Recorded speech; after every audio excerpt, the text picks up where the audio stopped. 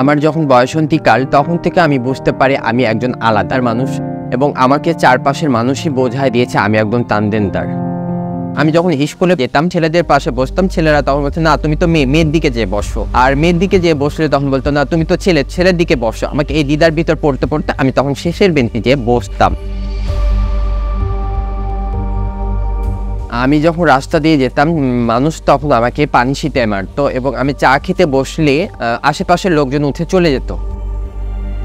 আব্বু আমাকে মারধর করতো ও খুব অত্যাচারের ভিতরে রাখতো। তখন আমি বাসা থেকে বের হয়ে আমার গুরুমার কাছে আমি যাই।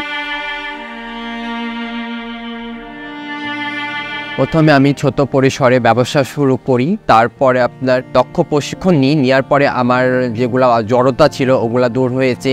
আমার অধিকার নিয়ে কথা বলতে পারি, আমি সমাজে পিছিয়ে পড়া জনগোষ্ঠী নিয়ে কথা বলতে পারি।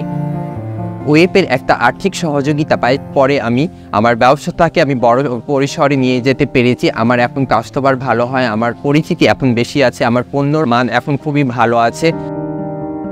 আমি এখন প্রান্তিক জনগোষ্ঠী এবং তৃতীয় লিঙ্গের মানুষকে নিয়ে আমি সামনের দিকে কাজ করতে চাই এবং আমি খুব ভালো আছি।